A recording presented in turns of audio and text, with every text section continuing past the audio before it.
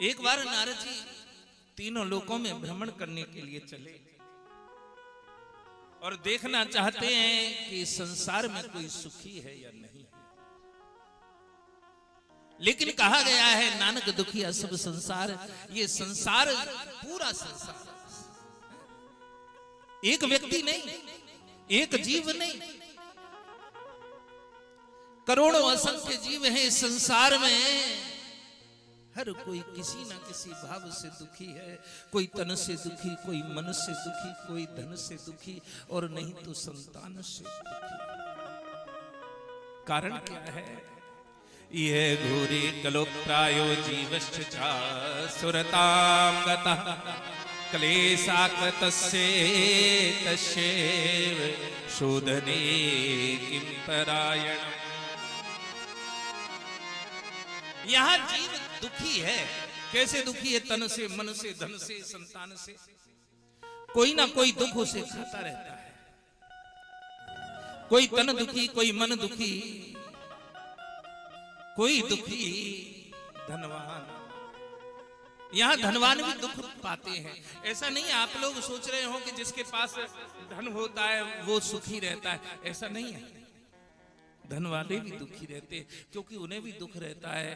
कैसे लगाएं? ब्याज पे लगाएं, बट्टे पे लगाएं, कार्य में लगाएं, व्यापार में लगाएं, कहीं ऐसा ना हो ब्याज में लगाएं तो डूब जाएं। कहां रखे, कैसे रखे? तो धन वाले ही आप सोच रहे हो कि वो सुख। देखो, व्यक्ति संपन्न अलग, संपन्नता अलग है और सुख अलग है। संपन्नता की परिभाषा अलग है। आप पुत्र से, पुत्री से, धन से, वैभव से संपन्न हो सकते हैं, लेकिन पुत्र का सुख आपके भाग्य में है ये जरूरी नहीं।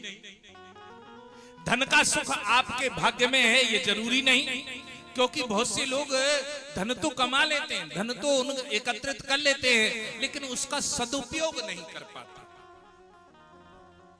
धन को दो प्रकार से संचित किया जाता है, एक तो पुत्री की तरह, एक स्त्री की तरह, भार्या की तरह।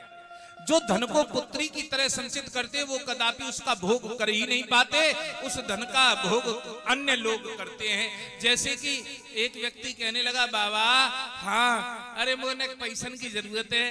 तो मैंने कही बाबा ने कि भैया मुंह पे तो पैसा है ना, अरे ब्याज ले लियो। अच्छा तो कितने चाहिए? तो उन्होंने कही कि ऐसे करो, लाख रुपया दे दो। अब उन्होंने वो लाख रुपया उसे दे दिया ब्याज पर।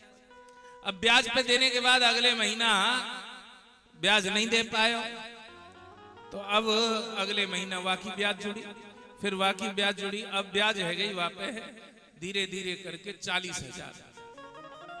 अब 1,40,000 रुपए हो गए। वो हिसाब, अरे लाला तेने हिसाब ना करो। हाँ ऐसे करो बाबा, हिसाब कर ले आज।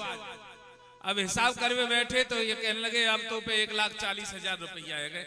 अच्छा अच्छा, तो ऐसे करो दादा 10,000 और दे दो, सीधे 1.5 जाएंगे। अब दादा ने लोभ में 10,000 और दे दिए, 1.5 है गए। यानी वो धन स्वयं भोग नहीं कर रहे। अब एक दिन दादा घर पहुंचे उसके, और धन एकत्रित हुआ, 2 पहुंचे, 2.5 पहुंचे, 3 पहुंचे। एक दिन सोचने लगे आज या के घर ही जाके देखूं ये कैसे हो रहे वैसे वे पैसन ने देवे को नाम ना कर रहा। अब वाके यहाँ खीर बन रही है, पूरी बन रही है, कचौड़ी बन रही है, और यहाँ पे अपने घर में दादा कभी देसी घी की पूड़ी बनना देवे।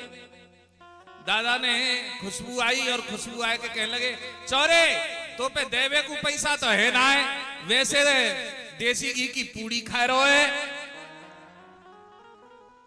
तो वो कहने लगे कि दादा तुम्हारो पैसा मार में ना है, लेकिन खावे ते भी जाए। अरे भोजन तो हम करेंगे करेंगे। तो इसका भावार्थ क्या है? बहुत से लोग धन को पुत्री की तरह स्नेह करते हैं।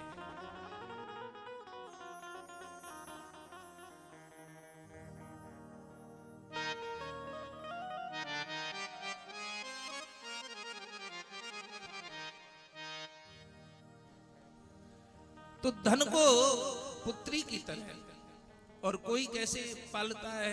भार्या की तरह। कोई भार्या की तरह भोग करता है और कोई पुत्री की तरह भोग करता है। भार्या की तरह भोग करने वाले क्या करते हैं, वो उसका भोग करते हैं येन केन प्रकारेण।